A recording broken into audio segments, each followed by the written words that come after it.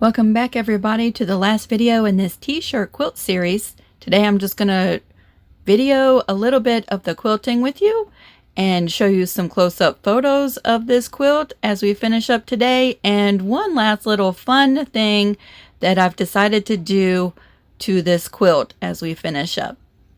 Thanks for following along, and let's get started. This series has been a lot of fun, not only showing you through how I plan a t-shirt quilt step by step from the very beginning using different size t-shirts and how I plan on sewing them together, how to add fun elements to t-shirt quilts. Not only has this series demonstrated all of that, it's been a really great little video memento for the person I'm making this quilt for. So it's been a lot of fun. I just thought I would fast forward through the first two full rows of quilting this quilt, and she has picked a maple leaf design. It's an edge-to-edge quilting design. It goes over everything.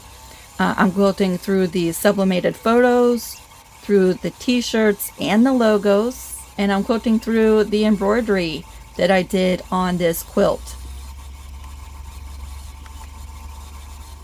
I have sped this part up because it did take a couple of hours to quilt this quilt, and I know you don't want to sit with me through all of that time.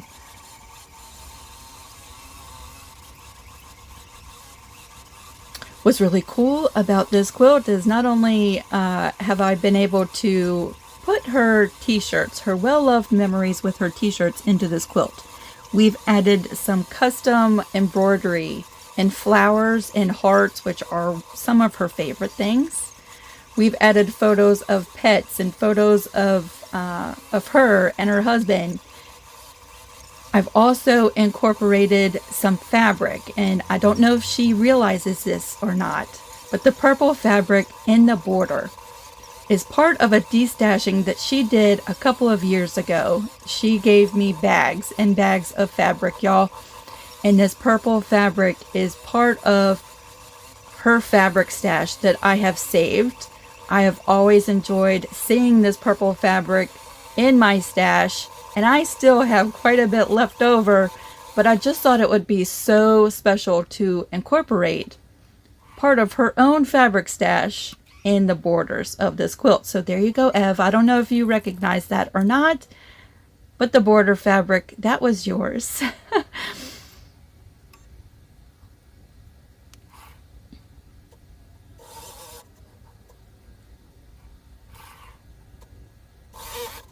So I am using a digital quilting design that I purchased on Urban Elements. It's stitched out beautifully. I made the design a little bit smaller, so it's a little bit denser.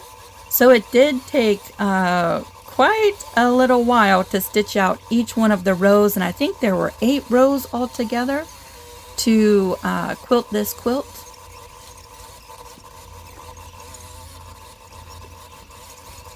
You can really now start to see the maple leaves. If you look at the purple border, you see a couple of them.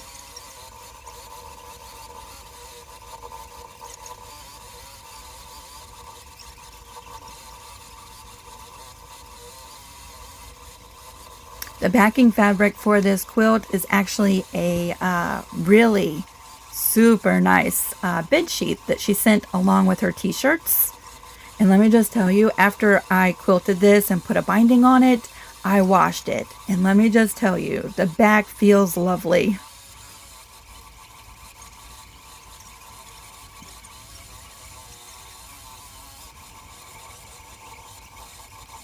So I just thought it would be fun to document part of the quilting of this quilt for her. And if you've never seen a long arm working, maybe it's new for some of you as well. Now you can see here I ran out of bobbin thread. So I'm just pulling out several of the last stitches, and I will tie those off and thread a new bobbin. And when I do this, tying off the quilting that's there, I bury those threads, and when I start with the new bobbin, I will bury those threads as well.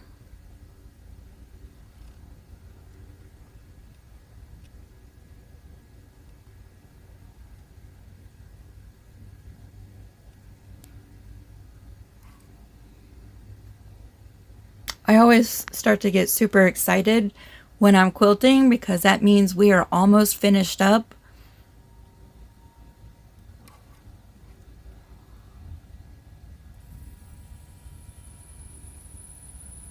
And I hope that this series has been really helpful for you, especially if you've been wanting to make a t-shirt quilt with t-shirts that are different sizes. So if this is the first video that you're seeing in this series, there is a link to the playlist that brings you all the way back to the very beginning. And we walk through piecing this quilt top together.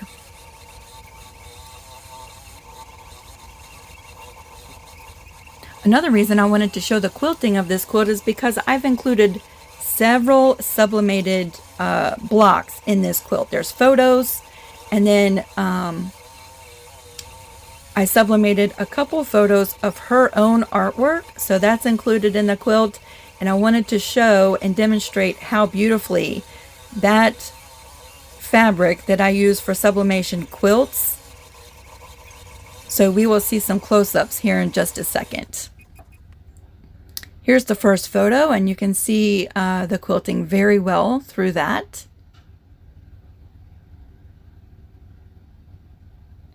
And now I'm just going to do a slideshow of different sections of this quilt after it's quilted. The hearts right in the center, those were sublimated.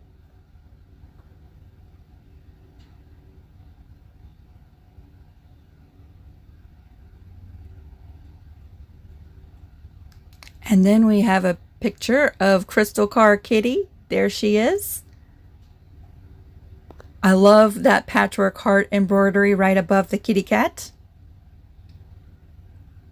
Here's some more embroidery work that I did. The state of Vermont and some flowers using parts of her shirt. And there's the daisy that I used parts of her shirts.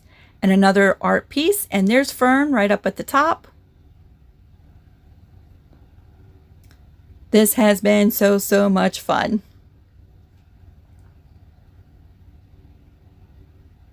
I think that's one of the coolest wedding photos I've ever seen. That is so cool. So because Everly is a multimedia artist, I thought I really wanted to bring this quilt to the next level.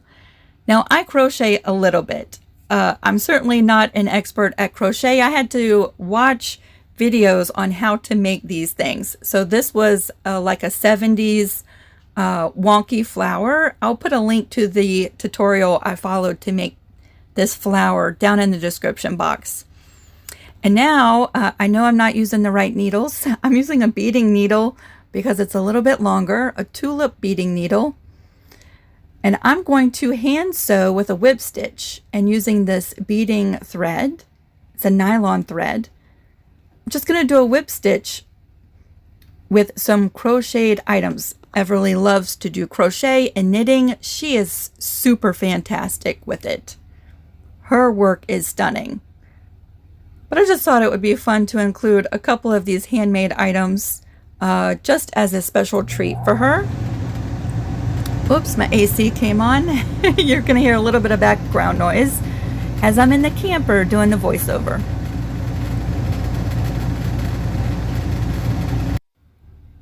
There we go. I turned it off at least until I get through this voiceover part. So, yeah, I don't know that I would recommend using a beading needle to hand sew on little appliques like this. I did bend my beading needle, but I love the length of it. So about halfway through, I did find a different needle, just a sewing needle that was a little bit longer, and I switched over to that. Now I will say I love the nylon beading thread. I'm able to pull a good amount of tension on it without breaking the thread, so that's lovely. I will continue using that for the rest of the appliques. And we're only going to stitch down this one flower, and I'm actually speeding up through this because I am extremely slow at this as well. But I did spend a couple of evenings the last week making some flowers and some hearts, and it was actually very relaxing because I haven't crocheted in a couple of years. But it was a great way to spend some evenings here in the camper making some of these items.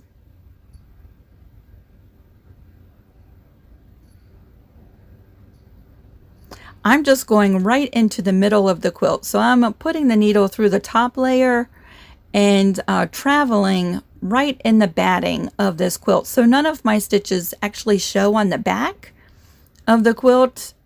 When you flip it over, you don't see any of these stitches.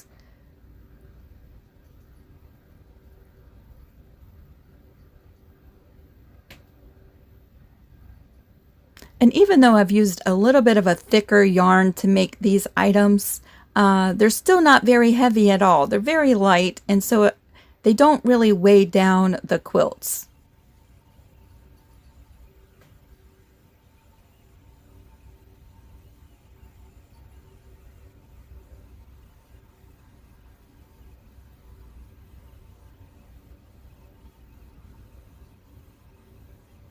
Just going through, stitching, stitching, stitching. I am extremely slow at this. It's a good thing there's a fast forward button.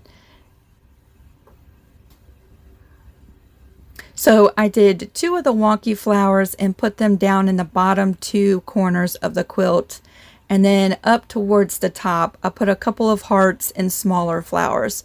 And I think it was really like the perfect little cornerstones, if you will, for this quilt. And I'll just bring you through a video walkthrough. The quilt at this point has been washed and dried, and you'll see there's the hearts and the little flowers up in the top corners. All of the sublimation, one of the reasons I love sublimation is because it is permanent and you keep those true colors. Nothing fades, nothing washes away. If you're interested in sublimation, I do have a series on my channel. You can go learn more about that. All of my appliques held up really well. The quilting design gave a really nice texture to this quilt.